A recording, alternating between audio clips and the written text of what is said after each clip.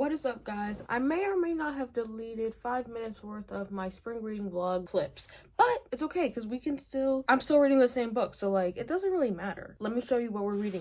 So I'm reading King of Greed. Now, am I like 80% in? Yeah, but I can still talk about it. Okay, let me tell you what it's about. So this is about Alessandra and Dominic. They've been married for 10 years. They've been in college, and then right after college, they got married, and they've been together for quite a bit. As they've been together, Dominic has kind of put his everything, literally every morsel of his being, into his business and becoming a billionaire. I think he's like a multi-billionaire.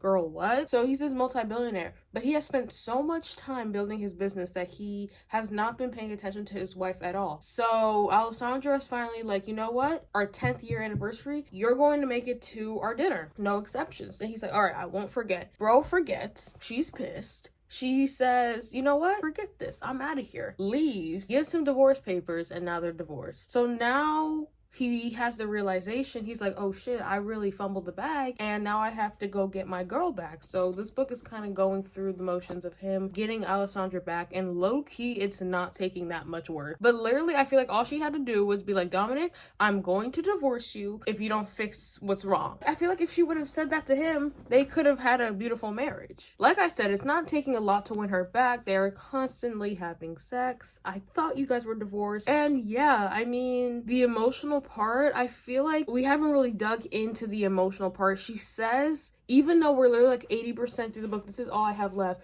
She said that Dominic still doesn't have her heart, but he has her cooch. Oh, what? Yeah, so I wonder how we're going to create that emotional bond again in these like last 70 pages. So we'll see. I feel like this book could have really ate. This book is really short compared to her other books that I've read. Like, I feel like this could have been revolutionary. And I haven't read the other books in the series, but I feel like it would have been even better if like throughout the series we got to see Dominic and Alessandra's relationship break apart, and the friends are seeing it, the other people in other books are seeing it, and then I don't even know, it would be probably like maybe book 5, book 6, or maybe literally even the last book in the series, we finally get their book and we have seen the breakdown of their relationship. Maybe it was good and then it turned bad, and now we have their book. I would have ate because we got to see the whole thing. Like real life. I'm so dead ass. Like, I saw a vision for this book. I'm like, this is going to eat so hard,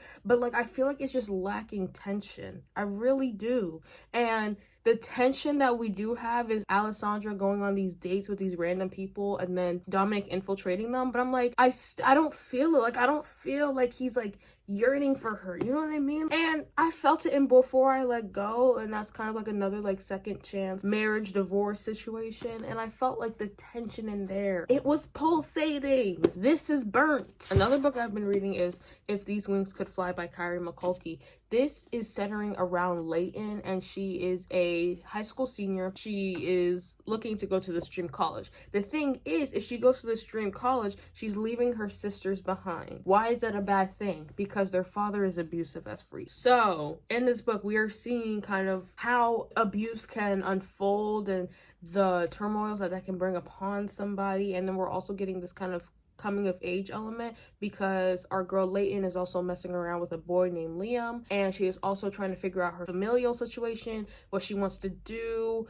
It's a lot. I think I'm like 100 and something pages into this book. I'll probably finish this after I finish this book. But yeah, 2 completely different stories. But I'm enjoying If These Wings Could Fly. It's okay. And then King of Greed, low-key upsetting, low-key disappointing, but I'll come back to you guys probably when I finish King of Greed. Hey guys, before my phone dies at 4%, I finished King of Greed.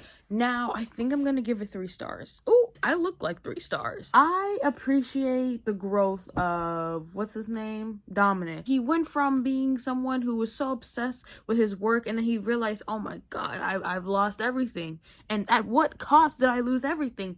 And then he even like, you know, downgraded to like, you know, more of like a family style home. Now that I'm hearing this, I'm praising a multi-billionaire for living below his means. I couldn't care less. I'm going to retract this statement. Sure, he grew, but not enough. He's prioritizing Alessandra, which he should have been doing from the beginning. But I feel like more work and more groveling could have worked with this. This book could have been excellent. But I just really feel like, and I think I said this before, I really truly believe maybe if our girl had more time to write this, I don't know, because she be putting out books left and right. Maybe if she would have had more time, this could have been a masterpiece. I really wanted like the little things in there, right? For instance, at the end, she sees Dominic and he's leaning against this sports car, right? And she says, oh, whenever he drives his car, it makes me weak or something. And I'm like, okay, why didn't we have them, like when they were divorced, Dominic driving a car and Alessandra in the car, and then her seeing him drive and she was losing her mind, trying to keep it contained because they're divorced. Like, that would have been such great tension. I feel like we didn't have enough tension between when they were divorced, but like still obviously had some sort of feelings towards each other. And the emotion was not there for me. Like, I feel like it would be easier to create like a strangers to lovers book that was like 300 and some pages, and y'all know I always complain about length of books, but when we're dealing with something like this where it's like, okay, they were established before even this book was even thought of, and now we are in the midst of them falling apart, and now we are also in the midst of them getting back together. We just needed more time, and at the end it was just so predictable. I'm like, girl, I already know what's gonna happen. I've seen it before. Miss Anna Huang has done it before. We've seen this time and time again. So the ending was so lackluster. Like, I don't want to... I think I'm going to read King of Envy because Black Queen. I might pass on King of Wrath. But after King of Envy, girl, this might be my last book of hers. Because it's like, why are we recycling material? Nothing new is being brought out. Where are the small little details? Come on. Pushing out book left and right. Who cares? The quality is doo-doo garbage. Next read.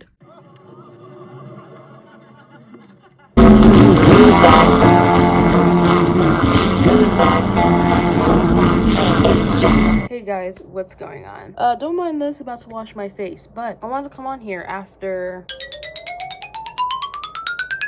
2 months, I believe, of just not reading. I recently just finished my spring semester of my sophomore year of college.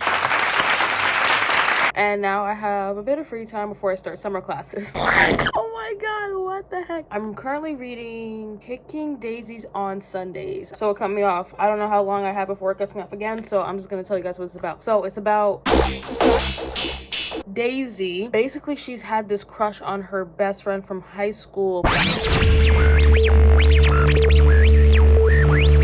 Levi. So they met in high school and they bonded over their dads both dying, and so they were really close friends all throughout high school. Senior year, she decides to tell him, hey, I got feelings for you. He said, girl, they're not reciprocated. They never talked after that. 4 years later, they meet up again. Situation happens and now they're fake dating. The fake dating situation, I really don't understand, because this is not benefiting her in any way, shape, or form. It's only really benefiting Levi. The only way it could be benefiting her is like she's just around him and she's getting what she always wanted, which was to be his girlfriend. But it's fake. He does not miss an opportunity to reinstate that that's fake, that he don't reciprocate. So I'm really just sitting here wondering, like, girl, you're just letting yourself be embarrassed and used for what? Now, I know they're gonna fall in love, but it's just like, getting there is crazy to me, because you would never see me doing that. You have one time for a man to say he doesn't want, oh, girl, it's over, it's done, I don't care. But like, it's okay, it's fun. I picked this up because it gave like spring, summer vibes. I'm not sure if it is though. I was like, oh, let me read this right now, because I'm trying to get into like summer reads, because it's May, about to be June, low-key a little bit, but I don't know if this is giving summer. But I don't really even think it told me it was going to give summer, so I can't really fault it for that. But yeah, 100 pages in. This book is only about 300 pages, so we don't have a long way to go, so we'll see what happens. Yeah, I'm gonna read about 50 more pages and then I'll come back to you guys. But guys, yes, I am back. I have a TBR. Fingers crossed we can read at least, like, I don't know, because I'm about to be starting summer classes.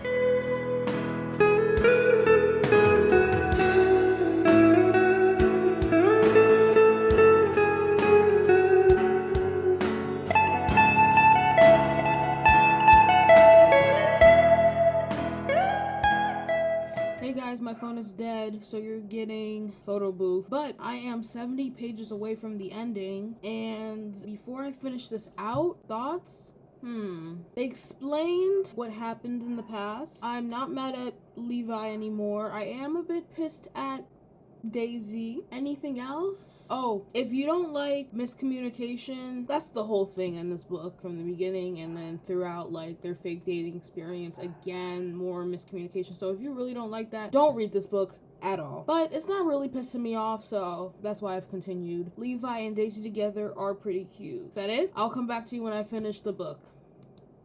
Okay, y'all.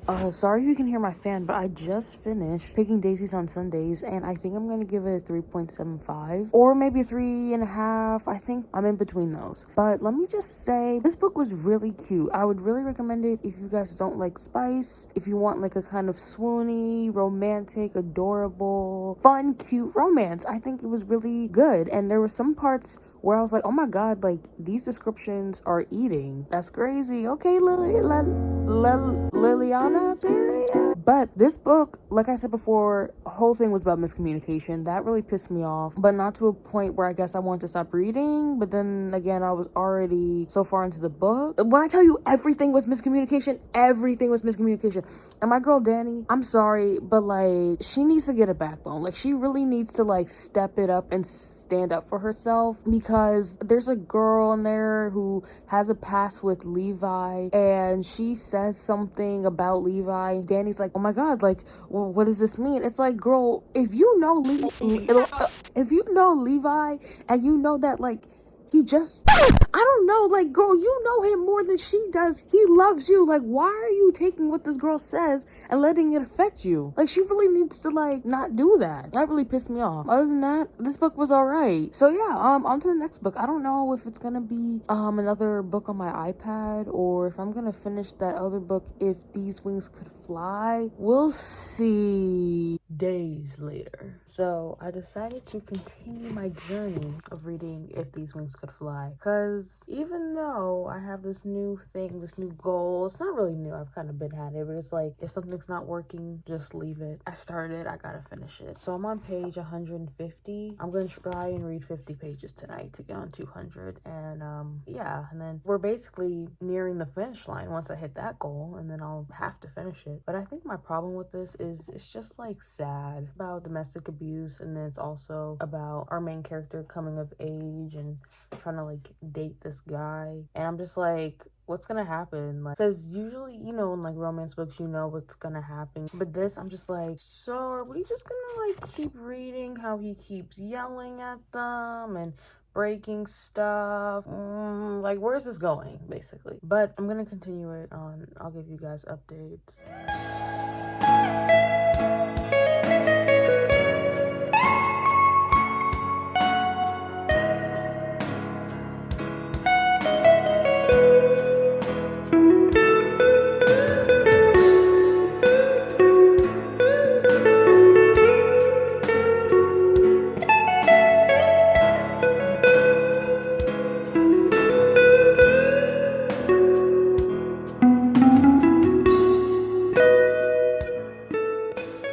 What's going on? I wanted to give you guys some updates about my books. Also, I didn't say this at all, but y'all, I am so far behind on my reading goal. I was about like 7 books behind. Now that school's over, or school's not over, I take summer classes, but now that, you know, I have more free time, I guess, I'm trying to lower that down, right? So I've been doing good at it. I just finished this book yesterday, If These Wings Could Fly. I think I'm gonna give it 4 stars. This book, trigger warning, domestic abuse. If y'all can't, you know, read that about that subject, I would not recommend this book. This does a great job at detailing domestic abuse and how like people who are victims of it react differently to it and take that trauma, how that influences them as a person, how because of the type of person like Leighton is, how is she going to react to it. That was interesting to see. And then I also really liked the love story between Leighton and Liam.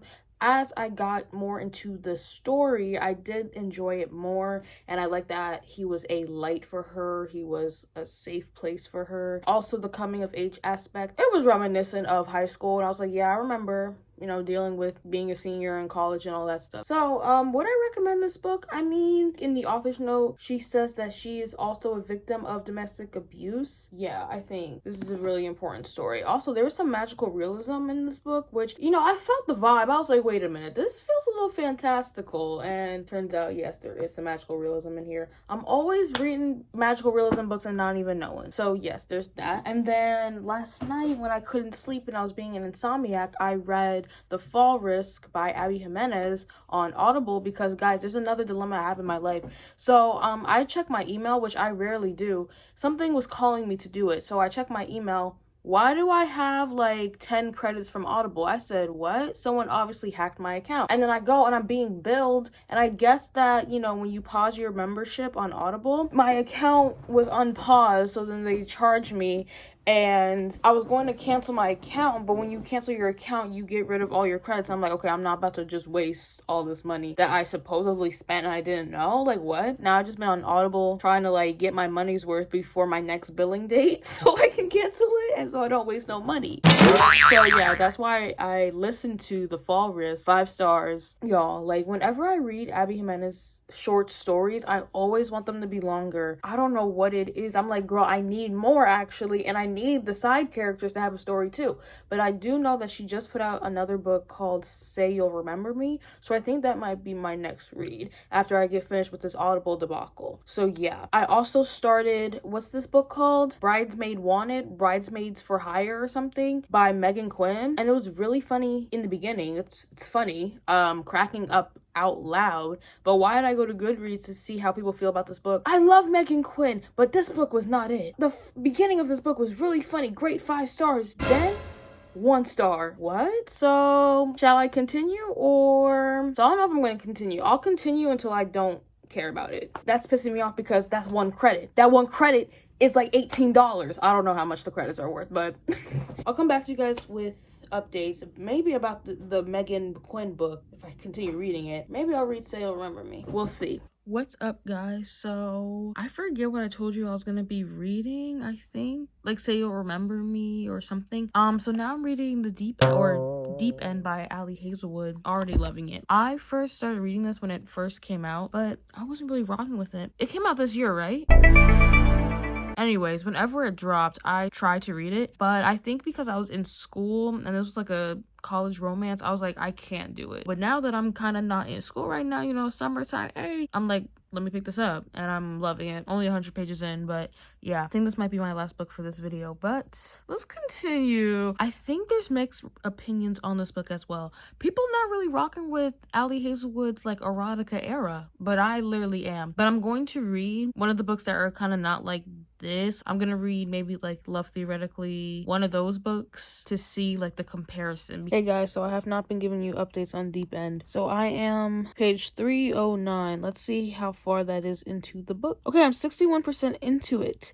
This is what I have to say about it. Also, ignore the bonnet and stuff. I'm just exhausted. It's not 5 star. I just have this weird feeling, and I feel like Miss Allie might have known that this might have been a possibility when writing this book. I just don't feel it in my soul. Like, even though, and this might be a spoiler, I don't know. If you don't want to know anything about this book, skip to this time. But I feel like saying Penn encouraged Vandy or Scarlett and Lucas to get together, it's just not working for me. Even though she encouraged it, she was like, oh no, like, y'all should get together. It's still weird to me. And it wouldn't be weird if Scarlett didn't make it weird. Like me, I was having second thoughts, but I was like, okay, like everyone's cool with it. Okay, I'm cool with it. But Scarlett keeps making it weird when like Penn keeps reaching out to Lucas and she's like, oh, like Lucas still loves her. And she keeps even bringing up Penn, and Lucas is like, why would I care about what Penn thinks about you, X, Y, and Z? And fair enough. Like, I feel Scarlett. I'm like, okay, Scarlett, that's fair. Because it's like, first of all, that's your friend. Like, this is what I'm saying. Like, Scarlett, that's your friend. And you're getting with her ex-boyfriend? Even though, like, she said you could? That's weird to me. But that's your friend. Hold on, I need to get my thoughts straight. Like, you're mad at Lucas for still like having this relationship, whatever, with Penn. But is she mad at Penn? Like, I don't know. Like, she has an attitude when Penn reaches out to him and they like talk. But then again, like, they're not even really broken up publicly, because if they broke up publicly, they have like the same circle of friends and they're kind of idolized on campus, which is crazy. You really idolizing these college athletes. It's weird to me. God complex anyway, but that's weird. If Penn and Lucas break up and they're on good terms themselves, then why should it be weird for everyone else? This is all stupid. They can break up in public. If they want to maintain their friendship, that's on them. Scarlett low-key can't be mad about that, because Lucas low-key owes no loyalty to her because they're not together. They have this contract, like it's 50 Shades of Grey and he's Christian Grey, she's Anastasia. They have this contract, I'm like, entails nothing of a relationship. So what are we doing here? Why are we mad? Either way, all this like trivial stuff, this wouldn't be a 5-star for me. I just don't feel it. People say this is, oh my god, they're so kinky. I'm like, this is not kinky to me. Like, what, he puts his hand over your mouth? Like, okay, like, I've read freakier stuff in Mafia. This is literally nothing. But then again, they're college students. Like, really, what could they do? You know what I mean? It's just not my favorite. Like, Not in Love, it has the emotional connection and the physical connection. And also, even though the thing with, I forget that lady's name, with Hark and stuff, even though that was like stupid in like business and I don't care, it was at least a little interesting. I literally don't care about Scarlett's swimming and diving and how she's progressing. Girl, she could fail every single one of these dives and get re-injured, and I'm just like, okay, like, let's continue with the book. I can probably finish it tonight, if not tomorrow, but let's see. What's up, guys? So I just finished Deep End by Ali Hazelwood. I gave that 4 stars. Now, I was really optimistic in the beginning. I remember I said that I was loving it. That kind of dwindled. As we know, as I explained before, it was weird between Penn, Lucas, and what's her name, Scarlett, and of course it all blew up in the end. But also, I feel like the end, I like that it was like wrapped up with a snap. They said, okay, I'm gonna give you the blow up, okay, we're gonna wrap this up quick. And I was like, okay, thank you, Ali. But yeah, was on the fence about Lucas and Scarlett in the beginning, because I'm like, girl, your friend said that you could date him, but that's weird. Like, I think that's just not really my thing. So I was really just looking at them with a side eye. But as they started developing their emotional connection towards, I mean, it was kind of throughout the physical part of the relationship, but really towards the end, you saw the emotional connection really shine. And once we got there, I really started to enjoy them. When it blew up with Penn and how she was feeling about it, I was on their side. So they turned me to the dark side, and I was like, no, I'm actually rooting for you. Penn is crazy. I have to say, I did not really care at all about the diving, which is interesting because Ali Hazelwood usually makes me care about the stuff she's talking about. There was that one book, I think Below Zero, which I didn't care absolutely zero about. I told you guys that I was going to be reading Love Theoretically sometime in the future, but actually I don't know if I'm going to read that, because why does it say physicist? I can't even say it. See, that's how you know people are coming against you, because you're putting their occupation as something that I can't even pronounce. I hate you. And I also really hate physics. I'm in physics right now.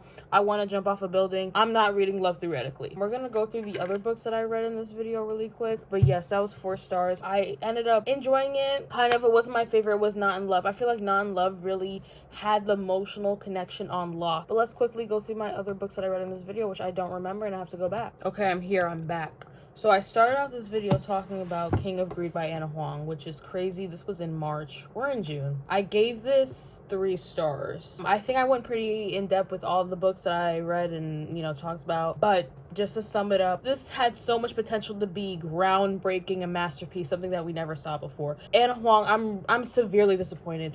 I don't think I'm gonna read any more books from her. I'm so serious. Like King of Envy, I was gonna read it because it was a black queen. But guys, I heard that it's kind of just like a repeat. It follows kind of the Anna Huang formula, where it's like, okay, billionaire, you're rich, we hate each other, but then I low-key like you, but then I got a villain that's trying to take my money, then I get kidnapped and you save me, then I love you. I'm not trying to read that again. I read that in Twisted Lies. There was a villain in Twisted Hate. I don't need that. And then Striker actually sucked. Like, that was such a waste of my time. This was a waste of my time too. Anna, what are we doing here? Then I read Picking Daisies on Sundays, which I ended up giving 3.75 stars. It was very cute and wholesome. I enjoyed that book. I loved the emotional connection, but I usually don't really like friends to lovers, but this one, you could tell that they should have been lovers, so you know, it was all right with me. But a big thing was the main character. I don't even remember her name. And she was very just, I said this before, no backbone. Anything anyone told her, it was Bond, it was Bible, it was dictionary. Girl, are we serious? You could tell her grass is red. She'll be like, oh my God, what? You have to start living in reality and start thinking for yourself and not take everything that everyone tells you as literal sacred bond cement glue. You're stupid. Next book I read was The Fall Risk. I read this as an audiobook. 5 stars. Abby Jimenez. We're not surprised. I don't think I've rated her books any less than a 4. She is that girl. She's always going to have a book where either you want it to be longer, you don't want it to end. Is that basically the same thing? Whatever. But she always creates her male main characters. I love them so much. They're just perfect. You want that man to be with you. But this was really good. It was really short. I would say read it or listen to it. Okay, next book I read was If These Wings Could Fly. I started this in March, but finished it 2 months later. What's going on here? This was a good 4-star. This is a book about domestic abuse. Trigger warning. Book is very interesting. Coming of age. Very different from what I've been reading this year. It's been a lot of just romance books, I'm pretty sure. Before I Let Go was also a book that kind of like deviated from the norm, but this was extremely away from the norm. This is YA, coming of age, also dealt with domestic abuse. It was a good story. I recommend. And then last book I read was Deep End, which we just talked through. But guys, thank you so much for reading with me these past 3 months. But this has gone on for 3 months, so thank you so much for watching this video. I know I don't post anymore, but guys, I had to lock in for the semester. When I tell you this is the best semester I've performed, it was so stressful. There's other things also in my life going on at the time. We don't gotta talk about that, but it was just a lot. But I'm back. I'm on my reading game. I'm on my reality TV show game. I'm on my TV show game. I'm on my movie game. I'm on my Sims game. I'm on everything, okay? I'm here. So I hope you guys enjoyed this video, and I'm going to see you guys in the next one, and it's going to be episode. We're gonna finish episode. I'm so excited. I'm gonna film that right now. Okay, I'll see you guys in the next one. Bye.